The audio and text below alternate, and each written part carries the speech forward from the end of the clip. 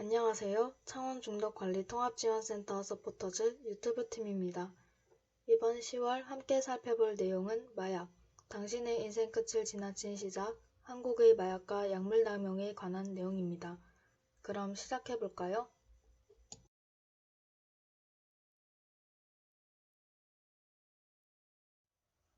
먼저 알아볼 내용은 지금 우리 한국은에 대한 내용입니다. 대검찰청 자료에 따르면 2012년 38명이던 청소년 마약 사범이 2022년에는 481명으로 집계가 되었다고 합니다. 10년 새 무려 127배나 증가한 것을 볼 수 있는데요.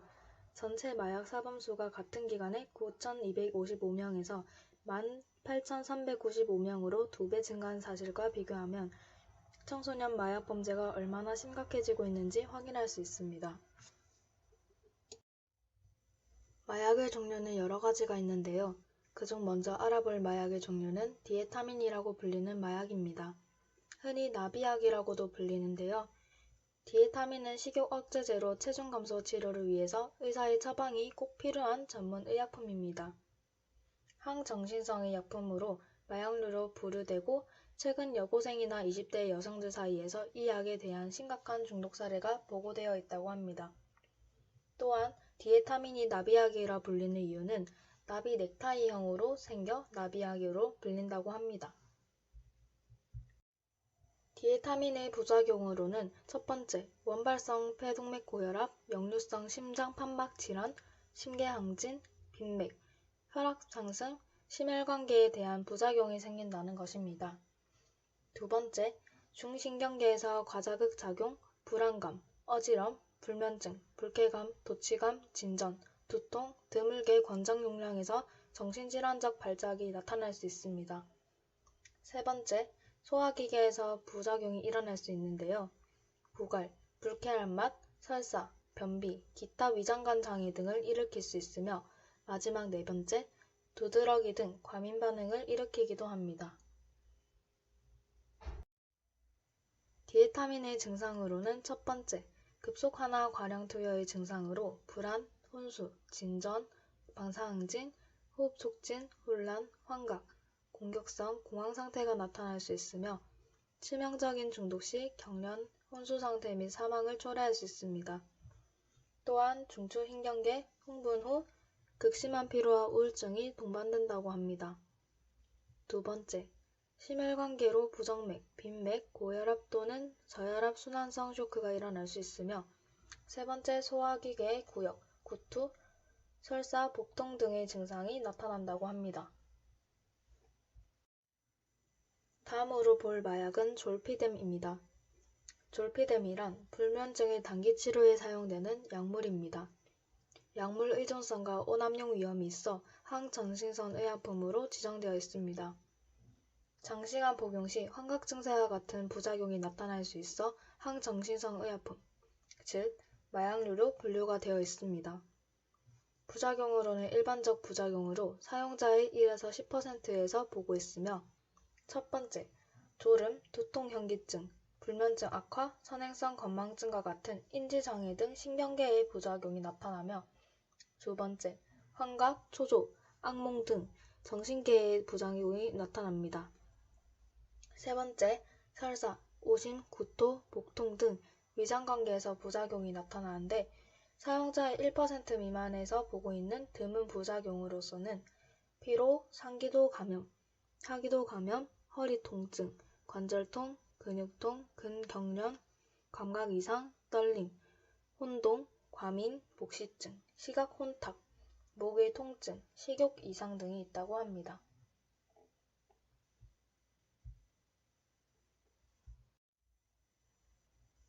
졸피뎀의 증상으로는 잠들기 어렵거나 숙면 유지가 어려운 불면증의 단기 치료에 사용되었기에 수면 효과라는 증상이 나타납니다.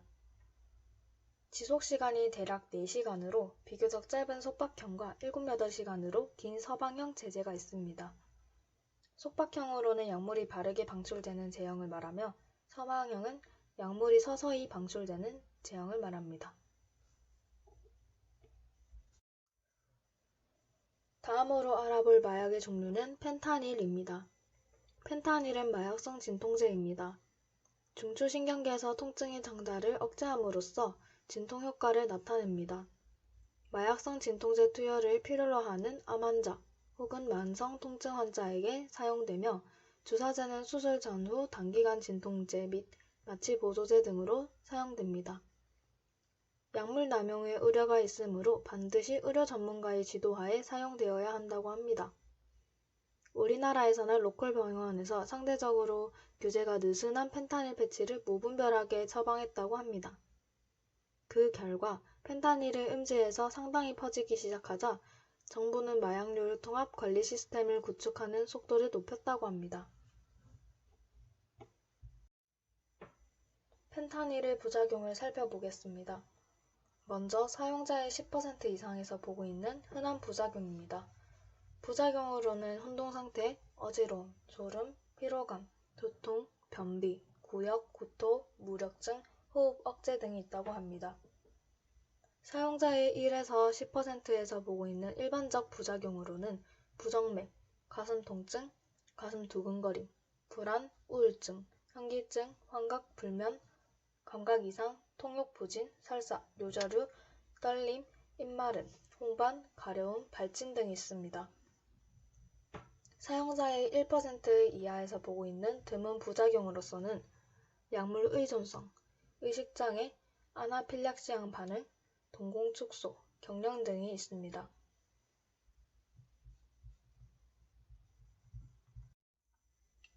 다음은 펜타닐의 증상에 대해 알아보겠습니다. 펜타닐을 사용하는 데 있어 패치 사용과 나잘 스프레이, 주사제 사용이 있습니다. 패치를 하게 된다면 장시간 지속적인 마약성 진통제 투여를 필요로 하는 만성 통증의 완화 설정, 박할증 증상을 보이며 나잘 스프레이를 사용할 시 지속성 통증에 대한 마약성 진통제 투여를 받고 있는 암 환자의 돌발성 통증의 완화가 됩니다.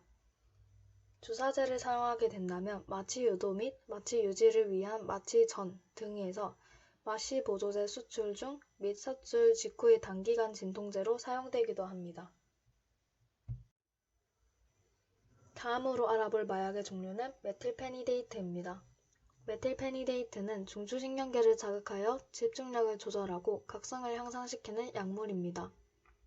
제형에 따라 속박형 제제는 주의력 결핍 이해 행동 장애와 수면 발작 치료제로 사용되고 서방형 제제는 ADHD 치료제로 사용된 중추신경을 자극하므로 가급적 오전 중에 투여하도록 해야 합니다. 사용자의 10% 이상에서 보고 있는 흔한 부작용으로는 두통, 불면증, 식욕 감소, 구강 건조, 오심이 있습니다. 그리고 1%에서 10%에서 보고 있는 일반적 부작용으로서는 첫 번째, 정신신경계에서의 부작용으로 불안, 우울, 초조, 신경과민, 긴장, 공격성, 어지러움 등이 있습니다. 두 번째, 대사 및 영양장애로 체중 감소, 성욕감, 세 번째, 시야 흐림, 네 번째, 빈맥, 두근거림이 있습니다. 다섯 번째, 호흡기계의 부작용으로 상부호흡기 감염, 비인두염, 기침이 있으며 여섯 번째, 소화기계의 부작용으로 구토, 복통, 변비, 식욕부진, 이갈이가 있습니다. 일곱 번째, 피부 및 근골격계의 부작용으로 다한증, 피부 발진, 진전이 있으며 마지막으로 발열이 나타나는 등의 부작용을 보이고 있습니다.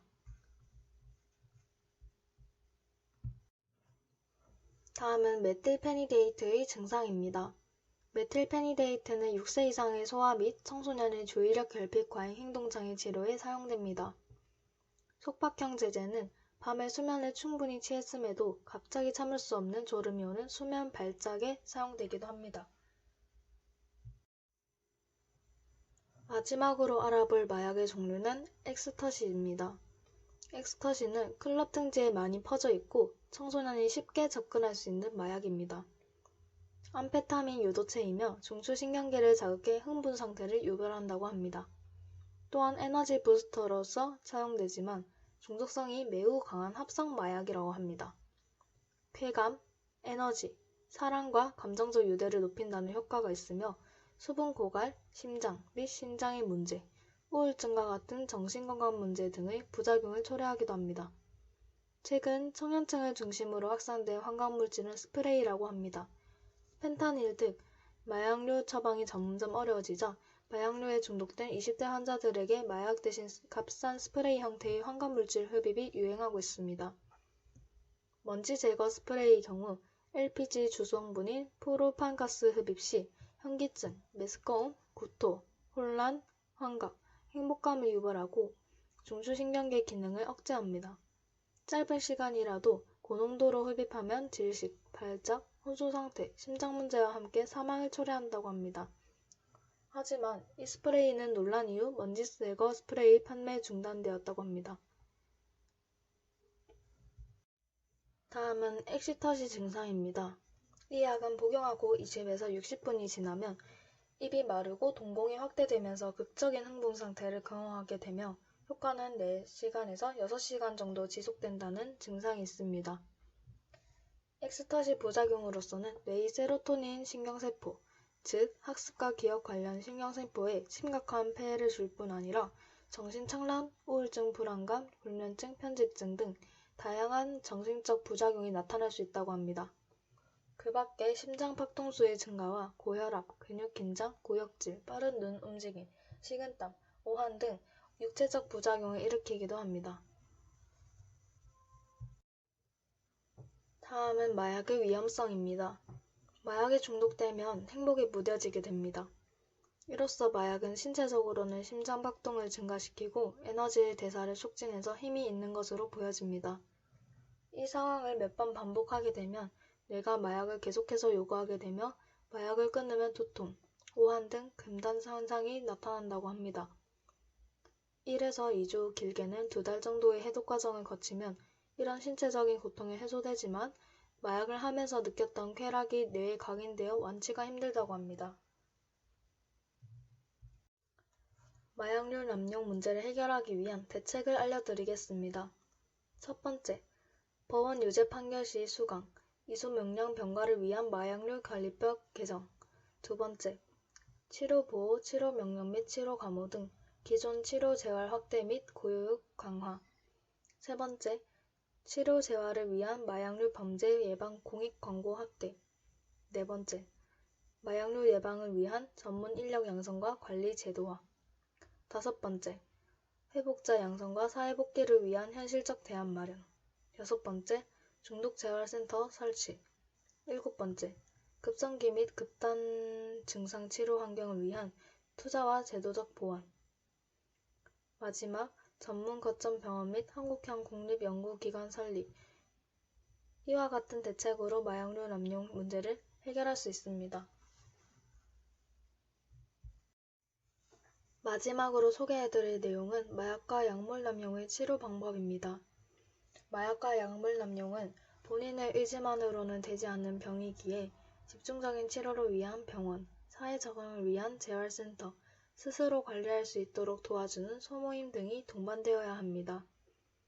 약물 중단을 결심한 이후에 실패하게 되는 주된 이유 중 하나는 약물 중단에서 발생하는 불쾌한 감정이 있기 때문에 환자가 불쾌한 감정에 적응할 수 있도록 도와주며 그러한 감정의 원인을 이해하고 이겨낼 수 있도록 노력해야 합니다. 청소년일 경우 사회 환경적 요소에서 일어나는 스트레스를 해소하기 위해서 건전한 청소년 활동을 제공해줘야 한다고 합니다. 마약 약물 중독자에 대한 병의원을 기반으로 의학적 치료는 급성 중독 상태에 대한 치료와 금단 증상에 대한 치료, 그리고 유지 치료 등의 단계로 구분되고 환자의 상태에 따라 이러한 단계적 치료를 적절히 시행하고 회복 전 과정에 걸쳐 환자에 대한 지속적인 개입이 이루어져야 합니다. 마지막으로 우울, 불안, 충동성, 환각 등 정신과적 증상이 동반되는 경우가 많기에 입원 치료가 필요합니다. 지금까지 다양한 마약의 종류와 그에 따른 증상, 부작용 등을 살펴보며 마약류 남용에 대한 대책은 물론 치료 방법에 대해서도 살펴보았습니다. 현재 청소년의 마약 남용에 대한 문제도 심각한 만큼 우리도 마약에 대한 심각성을 알고 대처하는 방법 또한 알아야 할 것 같습니다. 지금까지 창원중독관리 통합지원센터 서포터즈 유튜브 팀이었습니다. 감사합니다.